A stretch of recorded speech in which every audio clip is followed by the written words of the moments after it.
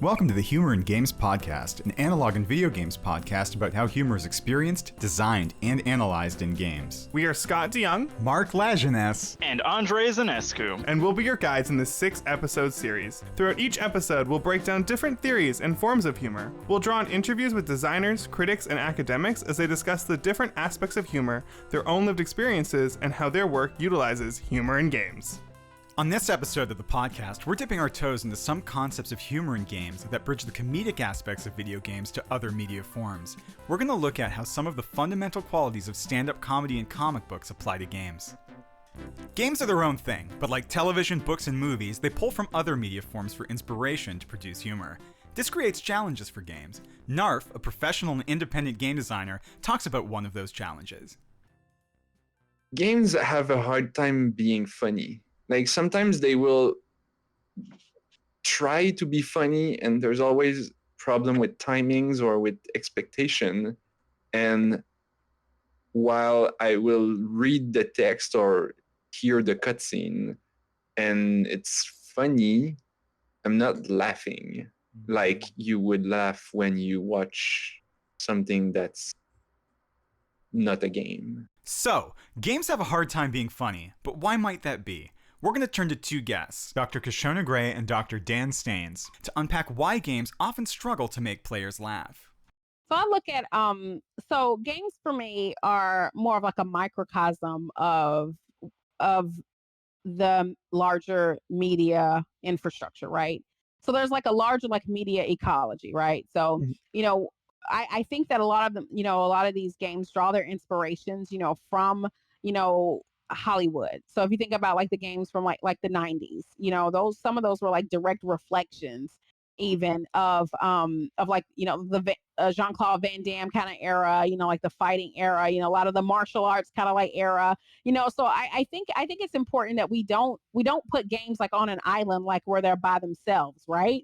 I think we have to like look at them as like just an extension of like, these hegemonic structures that are still deploying like particular kind of messages, right? So, and while, I did, spend like a lot of time, talking about, I did talk a lot about TV and, film and all those kinds of things.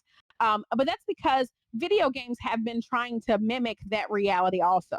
So even think about like a cinematic trailer, thinking about the experience of like a cinematic trailer, like of what they're trying to do to draw like an audience in. They're not trying to distinguish them. Video games aren't trying to like distinguish themselves from like movies and blockbusters. They're wanting to replicate like this experience is going to be just like a blockbuster hit, right? Like the Far Cry. Think about like the experience of the Far Cry trailers. They're always like these over the top, like blockbuster kinds of like of experiences. So what I wanted to do, like with my conversation, is just put gaming within a conversation of like these other mediated outlets, right? And that's also like important for me because I spend a lot of my time trying to justify the significance of video games to academics who think that games don't matter or think that, like what's happening in the gaming space is just like child's play or thinks that that's just something like for kids. So it's always important for me to like draw like those connections and draw like the nodes between like film and cinema, to like gaming, right? But I also think that there are some distinct things that are happening like within gaming like as well, right? And here's Dan Staines. I think it depends on the kind of game, because I think what makes games kind of unique so far as humor goes is that humor really isn't a genre of game like it is, say, a genre of novel or a genre of movie. Humor is kind of added on top of other genres in a lot of cases. So, you'll have a funny first-person shooter or a funny adventure game, for example. So, yeah, I think it really depends on what you're trying to do with the game. There are games that are sort of meant to be humorous primarily. So, for example, Jazzpunk is an example of a game that's basically just supposed to be funny, and that's it. And again, you have that sort of similar problem that you have with LucasArts games. It's a funny game-ish, but it's just not a very interesting game. Like the mechanics that are used to set up jokes in that game are boring to actually play through. As Dr. Staines and Dr. Gray have highlighted, there's a challenge of what the audience expects in a given moment from the particular media they're consuming. For example, the expectations you have when you sit down to watch a television show or a YouTube video are different from when you sit down to play a game. Part of that challenge of meeting the humorous expectation of the audience when playing a game comes from the way that games are developed. We asked Osama Dorius where humor comes from in AAA titles. Basically, it comes in layers, in many, many layers. It comes all the way from the top from the creative director, where the creative director has to create documents and make presentations to tell you what the tone of the game is. And I've never worked on a game where the tone was no humor whatsoever. Never explicitly mentioned. I've worked on a few games where humor was integral to the design, but most of the time it's like a tone that accommodates humor. Like, yeah, we're able to have jokes in here or this or that. I'm not really allowed to speak about the current project that I'm working on, so I'm going to speak in more generics if that's okay with you. Yeah. But like in a like more general aspect, we oftentimes if there are multiple characters, one of them will be the humorous one, just because it's an easy differentiation between them, and that usually manifests itself in wisecracks, while the character is just regular navigation or whatever they combat or things like that. And we saw that when I worked at Gameloft on Dungeon Hunter. We had character archetypes, and some of the character archetypes would be written and voice cast with that in mind. So that's already a thing. In comedy, what Osama is describing is known as the double act. This is where you have two performers, one who is a simple, serious representative of a perceived general audience, often called the straight man, who acts as the baseline upon which a joke can be made by the second performer, the funny man or stooge. This double act doesn't just happen between characters, it's built into the comedic equation of how people find things funny. To explain this equation, we're going to look at one of the key theories of humor, incongruity theory, which depends on the contrasts that emerge from the mismatch of the double act. Here's Dr. Pippin Barr from Concordia University speaking on incongruity. There is a specific theory of humor, right, which is the incongruity theory of humor. That idea that you laugh at things or you find things funny because they're not what you expect, or they're like kind of the wrong thing at the wrong moment, those sorts of things. And I think a lot of the kinds of stuff that I've done in my games, not all of them, I've tried to make a couple of legitimately serious games that have no obvious room for humor, but a lot of what ends up happening is that I make a game that diverges from what you should do according to game design principles or conventions, and that in itself ends up being kind of funny, at the very least to me, because I find it funny to do this kind of work, but also to at least some players. It's just because it doesn't match expectations. And that's the key for incongruity, where a mismatch of expectation produces laughter. Let's hear from Dan Staines again with an example of incongruous humor in games. The really funny stuff, I think, is when it's just completely out of the blue. And that would make sense with respect to sort of incongruity theory, like, when you're totally not expecting something. So one of the probably the funniest thing that I can ever remember in a game was I was playing Quake with my brother, and we were playing against like bots, AI-controlled opponents. And I just sort of at random fired this rocket off, and we sort of left it there, and we were, there was like a couple of seconds passed, and then like 5 seconds passed, and then eventually in the distance you hear this dink, and then like the screen flashes up and it says that I've got a kill, and it was just like the timing of it was so perfect. Everything about it was completely perfect, and it was completely random, completely unexpected, and it was completely unengineered, both by me and the designer of the game, but it was still hilarious. And that's the kind of stuff that I tend to remember, and that's the kind of stuff, those are the kinds of experiences that I would like to provoke in players without cluing them into the fact that it is engineered, if you know what I mean. Because I think, and this is why my problem with games like Jazzpunk, I think when it's so obvious that you're being sort of manipulated into a jokey situation, when the sort of strings become a little too obvious, the humor of it dissipates. It can still be funny, but it's less funny. One way of producing this kind of mismatch is through a setup. As we just heard, the setup can be in the form of character dynamics, where a serious character sets up the expectation break. But this can also appear in other forms across games, from Easter eggs and level design to visual art style to the very concepts of games. The way humor is designed into games varies wildly depending on the game and the size of the design team. We're going to hear from Osama Dorias talking about AAA game design one more time. You have a lot of contributors and a lot of people, their personalities come out in the art that they create, or in their craft. So we have a lot of level designers. I remember one level designer in particular that I worked with at Gameloft absolutely loved humor and tried to integrate it into the level design as much as possible. So when he would specifically work with level artists, he would tell them, "Oh, and it would be great if when you arted this part up, you put in this Easter egg or this thing that players, if they see, they're going to laugh, they're going to crack up because, or, misdirection or misleading or whatever." And you'd have other level designers who did not even register, did not even click.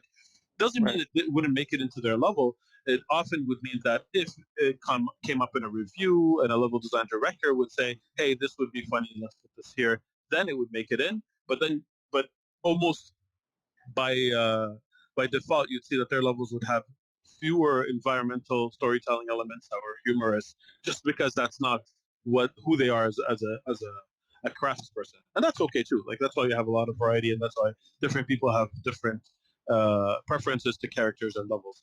But it's you can see it like it's layered. It really is. It's like it starts from the top. The creative director decides what the tone is, and uh, like polices, I guess, that tone, or like enforces that tone. Then other directors also apply the same tone throughout. So, for example, an animation director would make sure that the emotes of this character will never be humorous because that is the grim dark one. But the other one, he can like flip you the bird or do something else, or juggle and drop a ball or whatever they find humorous based on the direction of that character. And then it'll go all the way down to the animator themselves, who are like, "Hey, how about we give them a selfie? That would be hilarious, especially in a fantasy setting where cell phones didn't exist. That's a joke right there in itself. So I'm gonna propose this." Sometimes it comes up in the concept art. It can come from any different directions. I'm on the project that I'm on now. We actually have a page where it's like suggest Easter eggs, and many of the suggestions just happen to be. A lot of them were just like fan service. They found it like this. But many of them are just, "This would be hilarious." Doesn't mean they're necessarily going to make it in, but people love that page. They go back to it a lot, either to contribute or to take stuff from it. This is only one way to design humor into games. In smaller teams, humor can take a more prominent role and be designed into games differently. We spoke with Eva Toker from Classy Act and Rogue Harbor Games about a series of cat games that relied very heavily on the humor generated by its art. We asked Eva where the humor came from in the games she's worked on. Essentially, that game started out just based around funny cats. That was our entire pitch for this game. I think it was just a picture of a cat with a jetpack on, and somehow that ended up getting funded just on that. And then we built 2 games around that IP actually. One was an idle game with the cats, and then the second one was a card game with the cats. And all of our cats are kind of based around groups of cats. Like we have rock star cats, we have space cats, we have like Greek mythology cats, medieval cats, Halloween cats, a whole bunch of them. And a lot of them are based around just trying to make funny parody characters with pop culture references, or whatever we can think of. The artist that drew most of those, he's really good at just generating ideas, and he's got a really good sense of humor as well. So I would give him a topic with some suggestions for characters, and then he will just go and draw like 30 of them, and then we usually go through and we pick some. So that's the process for that. But what happens when those Easter eggs or visuals don't land as humorous? What is it about writing humor into the visual form and style of a game that sometimes causes them to produce that humorous, laugh-out-loud, incongruous effect, while at other times these jokes completely fall flat? Last episode we talked about the politics of humor. It might just be that a joke, visual gag, or theme doesn't work for some people for any number of reasons, but there are other aspects at work. One of those aspects is making sure the humorous elements are doing the right job in the context of the game. We spoke with Kyler, an artist and designer from Clever Endeavor Games, famous for designing Ultimate Chicken Horse. What's the name for a person in a comedy who's like the straight man? Like, I've always tried to like keep the art pretty, I don't know about serious or flat, but I'm not trying to go really exaggerated in how crazy any of the art is. Like the chicken and the horse and all the characters, they're relatively bland designs in some ways. Like they don't have giant expressions. They don't have big shiny eyes. They don't have pupils. They're not like really expressive cartoon characters. They do express themselves, but it's a lot more a little low key, I think. And I kind of think that like I don't know if there's something about like if you keep it a little more serious when all the funny goofy physics start happening, it just plays better. Like the chicken wasn't funny, and then the funny physics happens to it, and now it's funnier in contrast. If you pick the wrong art style, that like I was just reading the like Understanding Comics by Scott McCloud, and like in it there's some section where he's talking about like he shows some drawings of like very serious things of like a still life of apples, and it's a very serious drawing painting, and then you show like a cartoon picture of an apple, and they just have a very different fundamental feeling to them. And I get the sense that a lot of games, just the way engines render things and just a tendency of 3D art is that you get pushed towards that still life feel, and it doesn't leave the right room in people's brains to just fill in the blanks and make it funny. Or like whereas just cartoon art, I feel like it's like 80% of the way there to being funny sometimes, but once you like try to 3D render something, it's possible that you'll like get stuck in the uncanny valley and it just won't land. Complementing this, Eva Toker also talked about implementing cartoony versus serious art in her own games. All of the Tap Cats art has kind of that more exaggerated, stylized, cartoony art style to it. So that makes it a little bit easier to get something funny. A lot of my own stuff is a little bit more realistic and serious, and I find it's harder to do something funny with that. Yeah, I mean it's cats, so they're pretty funny on their own. So and then because narrative can be tricky with mobile games because not all audiences like to read. So we try to have as much implied narrative as we could. Right. So just having things that are kind of funny just by looking at them was definitely helpful for that. So comedic style is important. It can do things that narrative can't, and importantly, certain styles lend themselves to humor because they allow the audience to do most of the work. Kyler mentioned Understanding Comics by Scott McCloud and the concept of filling in the blanks. This is something McCloud calls closure, and is common in comics where the reader, in humorous situations or otherwise, has to fill in a lot of the detail because the transition from comic panel to comic panel infers something that isn't depicted. So, the brain does the work. A similar thing is at work in humor, where sometimes less is more, but it isn't just in the design of a game where the humor is made, it's in the hands of players. Here's Dr. Pippin Barr.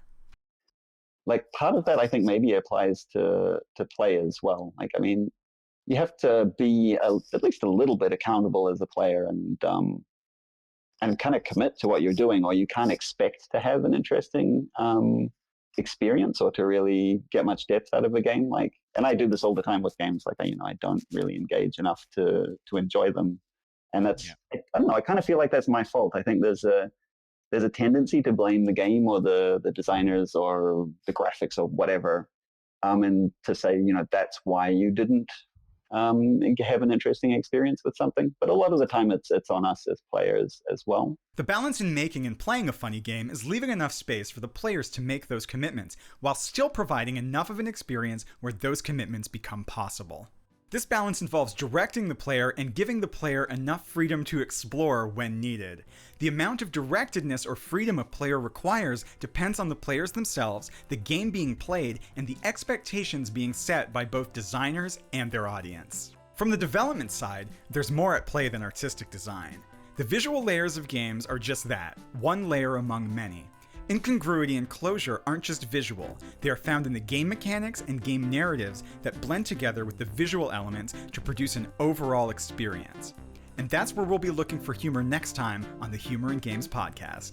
Thanks to our contributors for this episode, Dr. Dan Staines, Dr. Kashona Gray, Osama Dorius, Dr. Pippin Barr, Eva Toker, Kyler,